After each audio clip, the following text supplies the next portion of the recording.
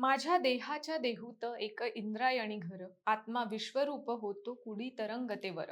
या ओळी इंद्रायणी आणि वारकऱ्यांचं नातं सांगणारे आहेत.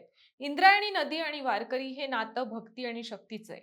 वारकऱ्यासाठी इंद्रायणी केवळ एक नदी नाही, तर ती साक्षात माऊली आहे, जी दरवर्षी आपल्या लेकरांची म्हणजेच विठ्ठल भक्तांची वाट पाहत असते. मैलोन मैले चालून आलेला वारकरी जेव्हा इंद्रायणीच्या पात्रात पाऊल ठेवतो, तेव्हा त्याचा सगळा शीण, सगळा थकवा एका क्षणात दूर होतो. जणू एखादी आई आपल्या दमून भागून आलेल्या मुलाला कडेवर घेते आणि सुखाची फुंकर घालते. तेच नातं या इंद्रायणीचं आणि वारकऱ्यांचं आहे.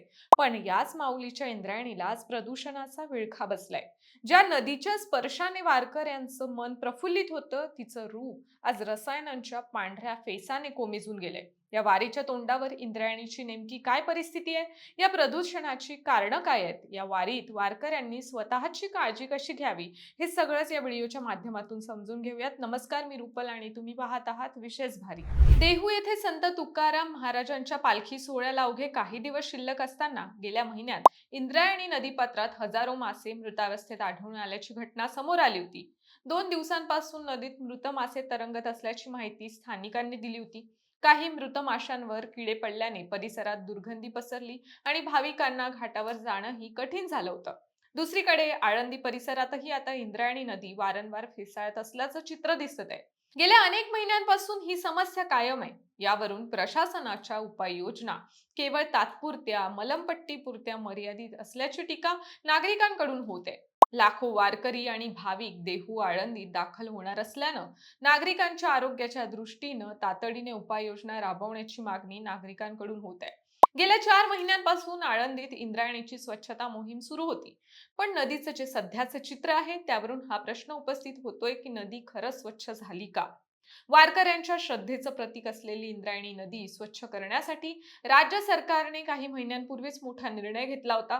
पिंपरी चिंचवड महानगरपालिकेच्या हद्दीतील इंद्रायणी सरोवर पुनरुज्जीवन प्रकल्पाला राज्य शासनाने प्रशासकीय मान्यता दिली. आता इंद्रायणी नदीच्या एका बाजूच्या 19.50 किलोमीटर अंतराच्या प्रकल्पासाठी 430 कोटींची मंजुरी स्थायी समितीने दिली आहे. हा प्रकल्प केंद्र सरकारच्या अमृत 2.0 अभियानांतर्गत राबवला जात असून त्यासाठी केंद्र आणि राज्य सरकारकडून 60-40 या प्रमाणात निधी उपलब्ध होणार आहे. या प्रकल्पात प्रामुख्याने 3 प्रमुख घटकांचा समावेश आहे. नदीतील प्रदूषण नियंत्रण, नदी काठाचा विकास आणि नदीची जलवाहिनी क्षमता वाढवून पूर नियंत्रण करणं. घरगुती आणि औद्योगिक सांडपाणी थेट नदीत मिसळल्यामुळे नदी प्रदूषित झाली असल्याचं शासनाच्या अहवालातही नमूद आहे. त्यामुळे नदी काठावरील गावं आणि शहरांमधून येणाऱ्या सांडपाण्यावर प्रक्रिया करणाऱ्या यंत्रणा उभारणं हा या प्रकल्पाचा गाभा आहे. आमदार महेश लांडगे यांनी सातत्याने या प्रकल्पासाठी शासन दरबारी पाठपुरावा केलाय, पण इथेच खरा विरोधाभास समोर येतो असं म्हणता येईल. एकीकडे कोट्यवधींचा प्रकल्प मंजूर होऊन काम सुरू होण्याच्या टप्प्यावर असतानाच दुसरीकडे प्रत्यक्ष वारीच्या तोंडावर नदीत मासे मृत्युमुखी पडणं आणि पाणी फेसाळणं हे खरंच चिंताजनक आहे. आता नदी प्रदूषणाची नेमकी कारणं ही समजून घेऊयात. पर्यावरण अभ्यासकांच्या मते इंद्रायणी नदी प्रदूषित होण्यामागे अनेक कारण आहेत.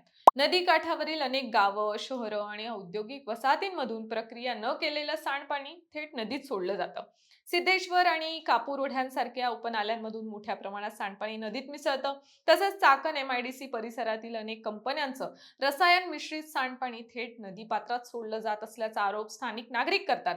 यामुळे पाण्याचा रंग बदलणं, फेस येणं यांसारखे प्रकार वारंवार घडतात.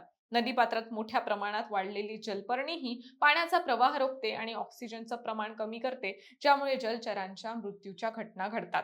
निर्माल्य, प्लास्टिक, कचरा आणि इतर टाकाऊ पदार्थ नदीत टाकले जाणं सुद्धा एक मोठी समस्या आहे. नदी सुधार प्रकल्पांना मंजुरी मिळूनही प्रत्यक्ष अंमलबजावणीला होणारा विलंब, निधीची कमतरता आणि तात्पुरत्या स्वच्छता मोहिमांवर भर यामुळे मूळ समस्या ही कायम राहते असं नागरिकांचं म्हणणं आहे.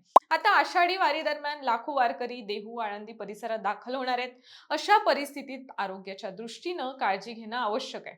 नदीचं पाणी दूषित असल्याचं स्पष्ट दिसत असल्यास, म्हणजेच फेस, दुर्गंधी, रंग बदललेला असल्यास अशा ठिकाणी थेट स्नान करणं टाळावं. शक्य असल्यास प्रशासनाने सुचवलेल्या सुरक्षित घाटांचाच वापर करावा आणि स्थानिक प्रशासनाच्या सूचनांचं पालन करावं.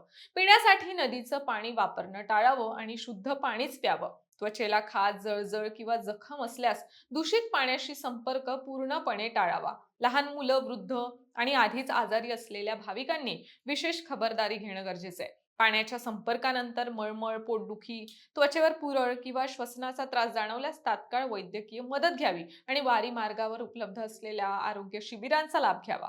नदीत कचरा, निर्माल्य किंवा प्लास्टिक टाकणं टाळून स्वच्छता मोहिमांना सुद्धा सहकार्य करावं. मंडळी, आपल्या अंतःकरणात इंद्रायणीचं स्थान इतकं वरचं असताना प्रत्यक्ष जमिनीवर मात्र हीच नदी आज प्रदूषणाच्या विळख्यात सापडली आहे.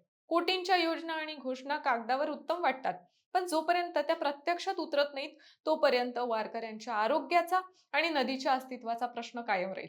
मंडळी, आषाढी वारी हा केवळ धार्मिक सोहळा नाही, तर लाखो भाविकांच्या श्रद्धेचा आणि आरोग्याचा प्रश्न आहे. आज नदी सुधार प्रकल्प मंजूर होऊनही प्रत्यक्ष अंमलबजावणीत होणारा विलंब आणि वारीच्या तोंडावरच घडणाऱ्या प्रदूषणाच्या घटना यामुळे प्रशासनाच्या कार्यक्षमतेवर प्रश्नचिन्ह उपस्थित होत आहे. याविषयी तुम्हाला काय वाटतं? या प्रदूषणाला कोण जबाबदार आहे? हे आम्हाला कॉमेंट्समध्ये नक्की सांगा आणि विशेष भारीच्या YouTube चॅनलला सबस्क्राईब करायला विसरू नका.